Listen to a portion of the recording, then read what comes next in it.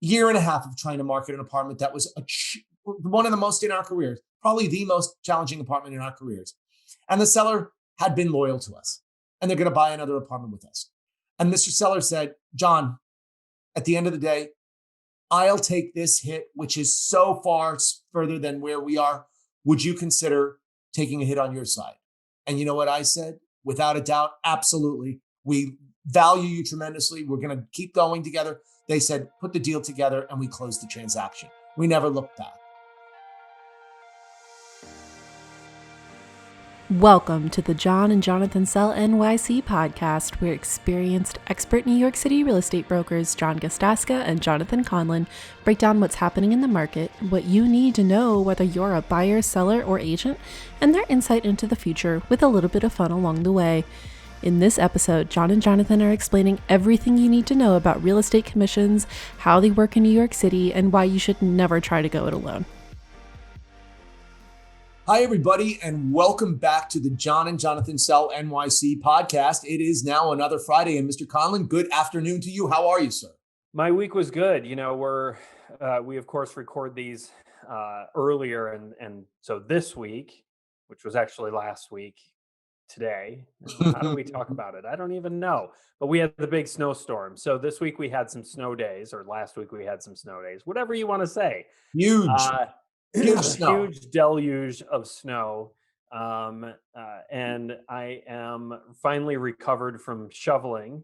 I don't know, the 2 feet of snow or whatever we got out here in Forest Hills. So I'm happy to be past that. We had a little snow day, and my daughter actually had, she was in school remotely all week. So, which actually eases up my schedule a little bit, because I don't take her to school in the morning, and it kind of helps it be a little bit relaxed. But, one of the beautiful things about New York City is we actually, when there's a snow day, like when you're a kid and you get this day off school or whatever, here, if we have a snow day, like everybody takes the snow day, other than those essential workers that have to, go in and such.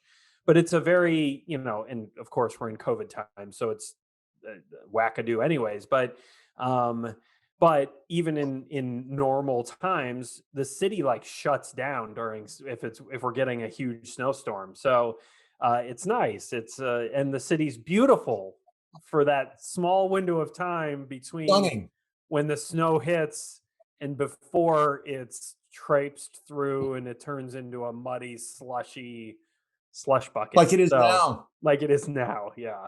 So it was a good week. We also, I was out. Got to tell the audience exactly. You worked your butt off this week. Well, all day yesterday, and I left here at 8:00 in the morning, and I didn't get home until 7:00 at night. And it's the first time I've been in the city for that length of time, all in one day, because I've been trying to keep my days more in the meat of the day, and I'll go in for 5 or 6 hours. So. It was oddly nice to kind of just have a totally jam-packed day. And I got to see you for the first time in quite some time, from a working standpoint, since you're back and all with your minimized boot. That was my huge news yesterday. I got my boot off of my foot, and I am now officially, hold on one second. Ow. It's still a boot, but still a boot. I got my foot. I am officially back, and I had my little shoe boot on, and I made it. I dressed for success yesterday. We saw each other 3 different times. We met with one seller. We saw 2 other apartments that we are going to list, and it was a great day. It was a little sore. My foot was a little sore yesterday, and then I worked first thing this morning too. So I'm feeling great. For somebody like yourself, I'm sure it was torture. It was torture sitting around, and even though you were working, but just sitting around and being confined to a space. And the first week I couldn't even move. I couldn't move legs. So it's like I had to ring a bell. Anyway, but it was a good week. And the market, we got market stats. I think this is very important too, to talk about now. The big news in our industry is that the contracts have been up substantially the last weeks of January. So surpassing last year, the biggest start since 2014, the start of the year. And that's great. Now, pricing is down. We don't know how far those contracts are off of the asking prices, but it's a big lesson for sellers that if they are marketing the apartments and we're counseling all the sellers, you can sell your apartment. It's just got to be where the market responds to it. So you got to go to the marketplace. So pricing is key, but that's hopeful for Manhattan because with the new vaccines coming out, and more people getting vaccinated, there's great hope in the city. So with that, we thought that today would be a very good day to talk about none other than what? Broker commissions. How's that for a topic? The dreaded broker commission, because everybody thinks, oh, you guys make too much money. Well, let me tell you something, folks. This is not the case. We make everything. We just don't open doors, right? So we're going to talk about commissions. But at least we do open doors, which in many other markets you do not. Even the listing agents, the sellers agents don't show the houses, mostly houses in those markets. They have a lockbox, and they have, they just, if their buyer's working with another broker, they'll say, okay, here's the code. Go and open it up yourself, which I still find weird. And of course, that's because highly impersonal. Yeah, it's highly impersonal. You're also just having total strangers in your house walk through your house all the time, which I mean, they don't know where the light switches are, and they don't know it doesn't make any sense about the house. It's just it's a little odd to me that people sell their houses that way. But anyways, so let me just open up with that. We're going to talk about different aspects of a broker commission, but then just to explain that the commission is for services rendered. Okay, it's money that's paid off of the sale price of the apartment. So when a piece of real estate trades, and it's paid by the seller of the home. So Mr. and Mrs. Seller, we are your real estate agents, and this is our fee. So it's either a percentage of the sale price, or it could be a flat fee, depending on the marketplace or the structure of the commission. Yeah, and that rarely. I mean, I don't know if we've ever done a flat fee scenario, maybe with a seller that we've worked out some agreement with because there was multiple deals involved or something like that, but where we just end up with a flat number. But I think once in my career when I assisted another broker that we had to create a flat fee for the seller because it was a tenuous negotiation, and it was it was not going well. And so we created a flat fee. I think that vaguely remember it, but for most part, it's a percentage of the commission, a percentage of the sale price, and it's for services rendered. So I say that because, and then for the services rendered, the brokerage house, so in our case, the Corcoran Group, we make very clear to the seller what is included in that fee. So it's just simply everything from marketing costs of the home to services rendered, as we said, opening, meeting people. We have to be at every single showing, negotiating the transaction, and then closing the transaction. But it can take all different things can be included in that. Everything from minor amounts of staging, et cetera, et cetera. So flowers, you name it, we've done it. Yeah, in a nutshell, it's in every agent is different. There's one thing I wanted to mention is the difference between the word agent and the word broker. So we use the word broker, as an agent basically interchangeably, but broker really is for us, Pam Liebman, the CEO of the Corcoran Group. For Douglas Elliman, it's Howard Lorber. For Compass, it's Leonard Steinberg, whoever is heading up that firm, the lead broker. So John and I both, there's two different licenses. Brown Stevens, Bess Friedman. Right. Bess Friedman. Right. Don't want to forget Bess. We love Bess. We miss Bess. But it's a different level of licensure. So like you or I have our broker's license, we could go start our own firm and call it the Gasdaska Conlon Team if we wanted to. If we wanted to take on that John's Real Estate, or John Realty. I like that. You heard it here first. So the seller signs an agreement with a particular agent, you and I, for instance, that works for a brokerage house. In our case, the Corcoran Group. And the Corcoran Group the agreement is with the Corcoran Group, and it allows us to, it basically stipulates John and Jonathan at the Corcoran Group is representing them in the sale of their home. And if that home is sold, we are due a commission in the amount of 5 to 6%. 5 to 6%. Yep. Is the standard amount based on a couple things, which we'll talk about. And it's due at the closing table. And we have a separate agreement with so REBNY, the Real Estate Board of New York, which one of their biggest responsibilities is to dictate how brokers interact with one another here in the city. And all the big firms are REBNY members, Real Estate Board of New York member. It's a membership that we pay annually. And basically what that says is any REBNY member that has a listing agreement signed with a seller, if another REBNY member, another broker or agent comes in and they are representing the buyer, we do what's called co-broking that listing, and they're due 50% of whatever the agreed amount commission is. So I have a question. Yes, John. Because you're very good at this. John, what happens if the buyer does not have an agent? So if the buyer does not have a representative, so we have something here called an agency disclosure form, which is mandated by the state. It's a New York State form that everybody has to sign off on, regardless of whether you're being represented by an agent or not. Typically what happens, and in this is the scenario every single time we've sold to somebody without a representative, is they sign that form acknowledging the fact that they do not have a representative in this transaction.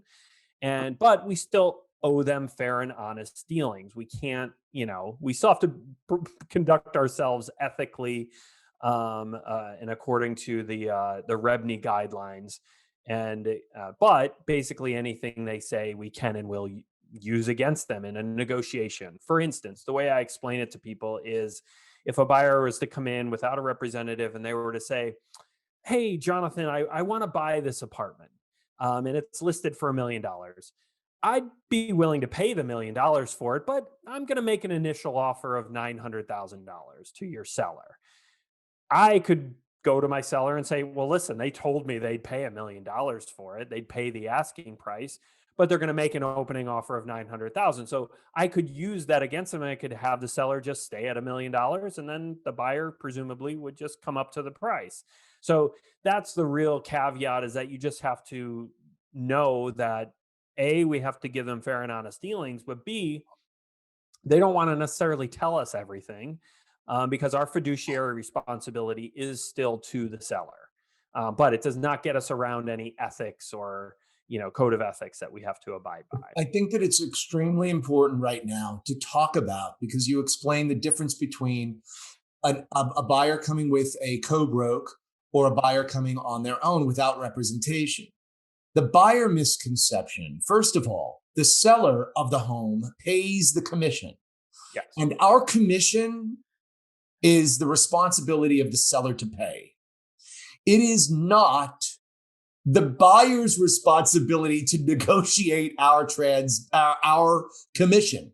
You understand? So a buyer who comes with no representation, thinking that they are going to get a better deal with us, the listing broker, versus coming with an agent, is a misconception. We've handled countless transactions where we've been on the list side of the transaction, and we've met buyers who do not have representatives, who then we've represented in subsequent transactions. They bought the home and then they used us to sell that, and they've become clients. I love that.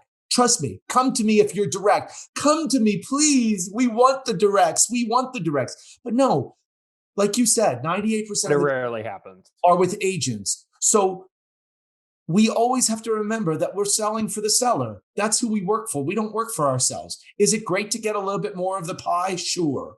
But we've always built our business on servicing of the client, selling the apartments like Barbara Corcoran taught long ago. Sell them and get them on. Move, and you make it up on the volume of the transactions. And we have a really we have a very good track record of doing that. And Now, it's not just a clean windfall. There's a lot of work that the buyer's agent has to do. yes, sir. So if the buyer's not being represented by an agent, we have a Double the lot work. more work to do because the Sure. board application process, et cetera, which we'll get into. But yeah, it's not just this like, oh, great, same amount of work, twice the money. There's a lot of hand holding. There's a lot of stuff. And listen, at the end of the day, buyers need to work with an agent that they feel comfortable with, that they can trust. And if that agent is not, if it is happens to be the listing agent of the apartment, well, then so be it. And you and I have a very good track record for doing the like you said, representing the seller in a transaction. A direct buyer comes in, and then ultimately that direct buyer becomes our client as well, and we sell the Sure. apartment for them some 5, 7 years, 10 years later. Or that doesn't work out and we go and we sell them something else. But Yeah. that's all about the agent experience and whether somebody feels comfortable with that scenario. I mean, at the end of the day, buyers need to work with a representative if that's what they want, if they want somebody that's in their corner. You and I are fair, we're honest, we're very Hardworking. upfront about everything. We're very generous with our time with people. And I think that's certainly come back to help us in these sort of direct situations. But it's few and far between. We certainly don't count on it. I'll say, and I know you'll agree with me, if we're working on a transaction with another broker that knows what they're doing and has a good relationship with their buyer, I am more than happy to co-broke a listing. Like it takes so much off of us to be like, okay, let's get this in contract, and now you do all the work wrapped around the board application and like keeping their expectations in line. Of course, it's much worse. And we've had the instance a few times where the buyer's agent really doesn't know what they're doing, and we end up doing their job as well and having to train them on how to do things, Mhm. how to do the board application. And sometimes, listen, we all don't know. We're all green at some point. Like nobody jumps into this business and knows everything, much like any other industry. So, and you and I enjoy training people and talking people and educating people, even if that's another agent. We've had developed very good relationships with our agent friends. And sometimes it works where, an agent comes in and yeah, they don't know everything. And we help them through the board application phase. And now we have a good, strong relationship with that agent who very well may go on to do another deal with us down the road. And we have a lot of good faith with that broker. Sure. And we also So, we want to wrap the transaction up. We want to get it closed. and So we've had other of those situations where they're horrible people. And we just end yeah, up and they've yeah, been we with have us them for a long all. time and still don't know what they're doing. So let me ask you this, and this is, I guess, the big question that will be on people's minds when we talk about commissions. First of all, the misconception is that the brokers make too much money and all we do is open doors and blah blah blah. And that they're constantly coming after the brokerage community, and I think that that's a misconception. First of all, but that you pay, in my opinion, for what you get. Yeah.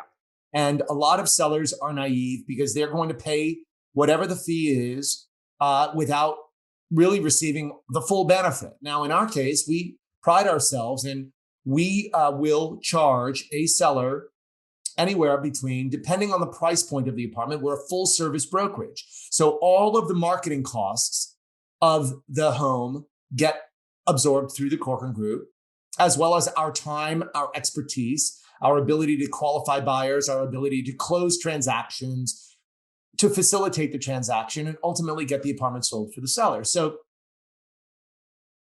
are commissions negotiable, I would ask you? And typically, how much do we charge a seller for our services? 6%, especially on apartments up to around the $2 million range, but it changes. It depends on the market at the time. It depends on our relationship with the client. Like you said very adequately, you get what you pay for. And one of the challenging things in this business is sticking to our guns in terms of the commission that we charge, and valuing our time and expertise, because it's an intangible thing. The way I will talk to people that maybe not necessarily current clients, but past client, like new clients that come about, is you have to think of the real estate agent as somewhat of an insurance policy. You're hiring us to guard against pitfalls. And how do you know what the pitfalls are, or what the challenging things are that can come about in a real estate transaction if you don't have a lot of experience? Correct. Now, I mean, between the two of us, we've handled, probably close to 1,000 transactions would be my guess. I don't know what you did prior to our partnership, but we've got 400 or 500 together. I've got 350 before that, so I'm at 750, 800 transactions. Yeah, we're there. We're there at 1,000. Yeah, you're at easily had a couple hundred before we met, or roundabout. So, that there's so many. It's such a challenging and Mhm. complicated process here. And listen, do we have transactions that we put together and everything goes according to plan? Feels quite few and far between these days in particular, but yes, they do happen. And then we have $300,000 transactions that we end up spending 120 hours on, and making no money. And so the hope star is that it all evens out in the end. And you try to have as many easier transactions as you can, but they're very, very few and far between, and especially in the current market that we're in. So our standard commission's 5 or 6%.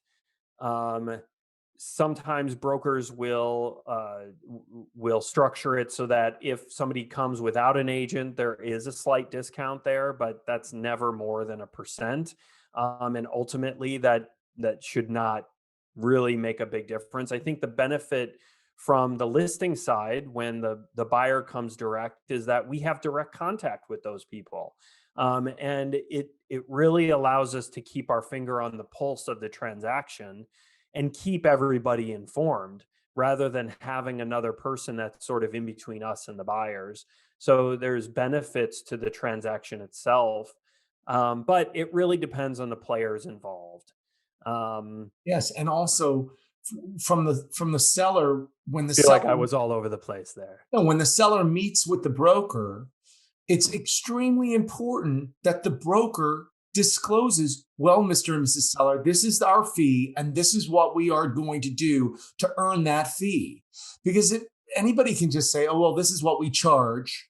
Okay, well, what am I going to get for that? Right. And so the seller has to really take responsibility. And there's so often that, I mean, we're dealing with somebody right now, and they said, well, in hindsight, they promised us something that they did not deliver. Well, we don't like to do that. Yeah. We're men of our word, and we pride ourselves on that, and it's come back to us. Yeah. So you have all the intangibles, which are our experience, our temperaments, our relationships, our, blah, blah, blah, how much fun we are. Cause I mean, we're the most. you're a lot of fun. I don't know. I am so much fun. It's You're not so even much funny. fun. Me, I'm all right. But You're fun when you get going. You're really fun. when I get going. But then there's the tangibles, which there's a wide array of what agents offer, because it's not really dictated by the brokerage house that they work for. It's not like Corcoran tells us what to do when it comes to marketing these apartments. They offer us options, and every brokerage house has little variances on those options in terms of who you can take your pictures with and video with and blah blah blah. But there's no stipulation that we spend X amount of dollars on any particular listing. That's up to us. We're the captains of the ship, so to speak, and we decide where to spend those marketing dollars. So you're paying us for our expertise as to what that marketing plan entails. So that's a big variation. I always tell people, I'm surprised that when sellers, like all the time, we're meeting with sellers that, are interviewing multiple agents at different firms or the same firm or whatever. And I'm surprised that they don't go back and look at the other listings that the agents have on the market. Because I've asked sellers and they don't do that. Like, look at the marketing, the pictures and the floor plans and the videos that agents are doing. I'm proud of what we've created. I'm proud of the marketing Absolutely. on our properties. Of course, Our some of the video earlier, content is really exceptional, and it's yeah, our marketing, our photography, our copy, everything is top notch, and that's what you're yeah, paying for in a full service broker. yeah, And I would just to wrap up the percentage of commission. It's important, I think, to yeah, recognize also that each instance is going to be different. It's not, oh, this apartment we're going to take a 6%, this apartment we're taking a 5%. No, it involves relationship. It involves our tenure with the client, or is it someone new? A full range. It depends on the competition as well, and a and lot. how challenging to sell that apartment it is. Like, Correct. we've had some apartments that we're like, oh my goodness, we have to do this, we've got to do that, and it's going to take a tremendous amount of our time and energy. And so we have to value that. Like I said, that's one of the very challenging things, is figuring out the value of our time and expertise. And sometimes I'd like to charge 8%, There but has been there's no instances that precedent. you and I, before our team became much larger, that we said we charge 6%. Is that negotiable? No, our fee is 6%. And you know why? Because we recognized everything that you just said, the challenge of that apartment. And we both walked out of the listing agreement and we said, what did we say? I don't think we got it. We stuck our ground, but we recognized our time value of our money. Like, Yeah. we're worth that in order to get that challenging apartment. And then there have been other instances where, like, we want this apartment. Okay, we will make this concession up front. So that brings me to concessions. So concessions can take place in different ways, and we call them concessions versus rebates because the seller pays the fee. But there are instances where, let's say, a buyer of yours that you've worked with for many, many, many years is buying an apartment. And there becomes a hurdle in the negotiation where something happens. And the seller they're not going to get the apartment. They're just not going to get the apartment unless they come up to this price and your buyer is not there. And you have a valued relationship that you built for many, many, many years. That's whenever one of us will come to the other and be like, this is not going to happen. This is what I think we should do, possibly to bridge the gap on our side. Now, are we bridging 6%? Absolutely not. This is on the buy side. But there are times where we'll make concessions to the buyer that will be made at closing. And that builds loyalty in spades. And then on the flip side, on the seller side, Mr. Seller, we have had a long road together. We've had this clear example that happened right before the end of the year and a half of trying to market an apartment that was one of the most in our careers, probably the most challenging apartment in our careers. And the seller had been loyal to us, and they're going to buy another apartment with us. And Mr. Seller said, John, at the end of the day, I'll take this hit, which is so far further than where we are. Would you consider taking a hit on your side? And you know what I said? Without a doubt, absolutely. We value you tremendously. We're going to keep going together. They said, put the deal together, and we closed the transaction. We never looked back. Yeah. You know what? I still managed to get my foot operated on, and I called it a day. So now I'm able to walk, and I just saw them today, and I'm like, hello, how are you? Virtual hugs. We can't even hug anybody. But I mean, that went a long way, and I'm hopefully going to be with them the rest of their lives. They're young, really, really mobile. And so they're at our discretion. Yeah. One thing that we are not to be done is be threatened. You do this, or we're going to do this. We're not the right broker for you. Now, there was a time in our career that we would allow ourselves to be bullied around. But you know what? We go in with, if we can't fight back with the seller, how are we going to fight back with the crazy buyer or the broker that wants to throw a low bid in? Yeah. We have to tell them no. So yeah, if we get longer in this game, Longer in this Standard game? What are you talking about? If we get longer in this game, we're long in this game. I'm telling you, retire next year. I didn't tell you that. Really long in this game. I'm going to get a walker to get up and down these steps. No, what's always interesting to me when it comes to concessions is that, and we've both had numbers of instances where we're sitting at a closing table and it comes down to like $500. And then nobody wants to pay it. Oh, nobody wants to pay it. $500 because that light fixture was supposed to be there. And, you know, they took it and we didn't agree to that. And it's not even, it's a, you know, I think it has to do with, it's a tangible amount of money. I remember early in my career, this was before you and I partnered up, and I was sitting, and this was like 17 years ago, because it was early. And it was one of the first closings I went to, and it was $3.5 million apartment. And it was such a funky apartment. I remember it was at East 47th Street, the Dag Hammarskjöld condominium.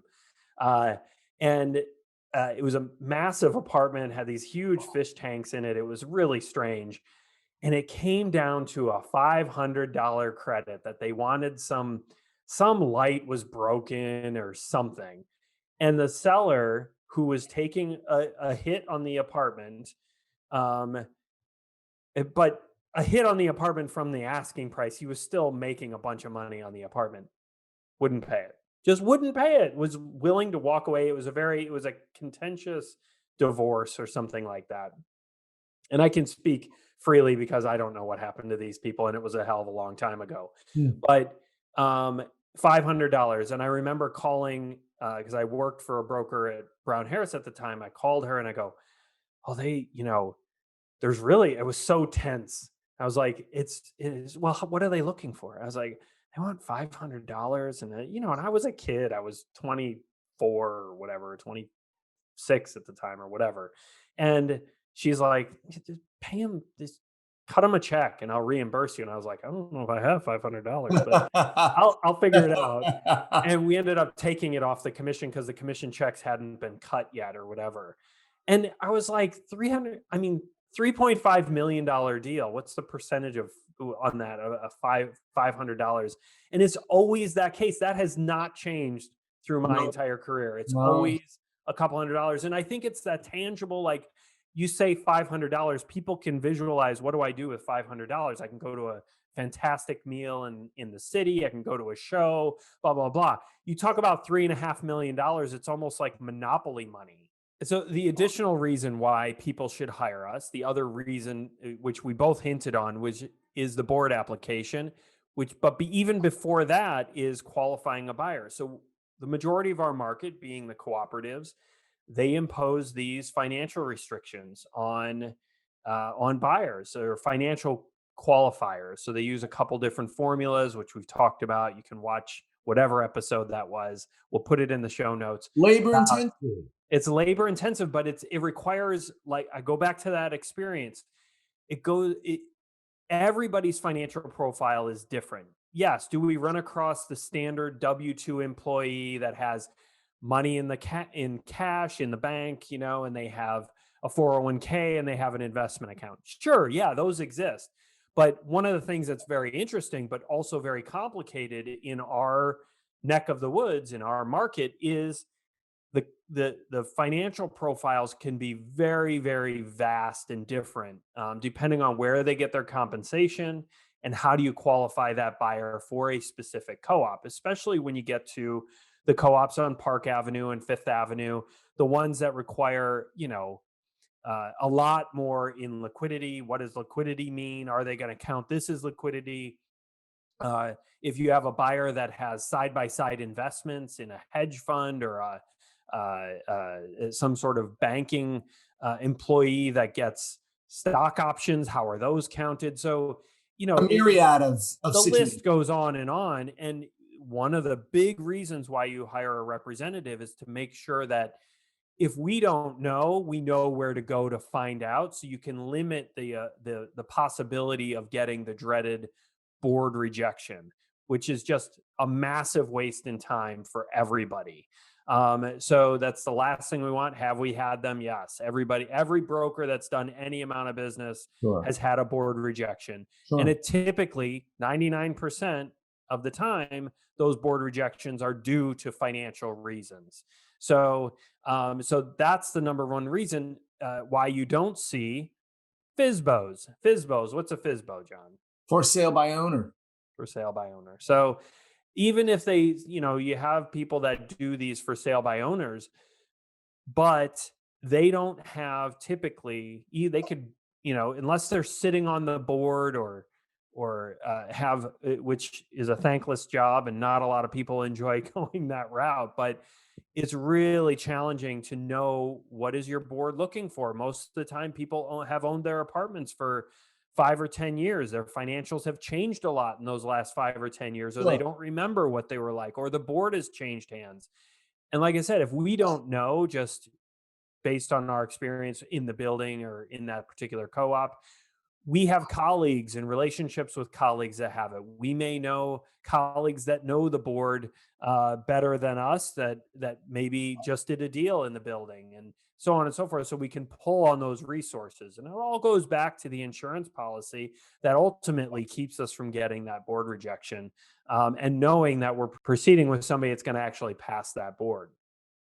It's a great point. And I think that just to wrap up before we end the show is to say that, as you accurately described, the hiring of a real estate agent, a qualified real estate agent, is a very essential part of selling an apartment in New York City.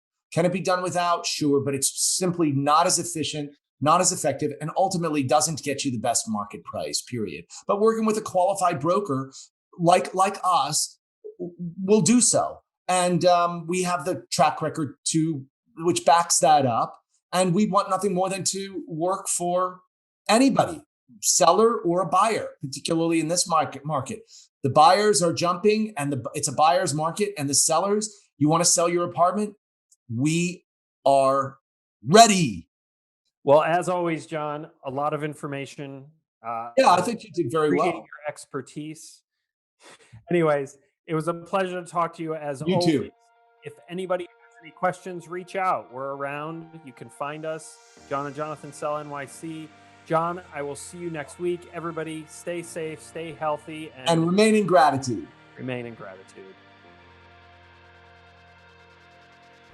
Thanks for watching or listening to the John and Jonathan Sell NYC podcast. If you want to find us online or sign up to get our monthly and quarterly market stats, come on over to our website, johnandjonathansellnyc.com, or you can find us on Instagram, Facebook, YouTube, and everywhere else with the handle @JohnandJonathanSellNYC.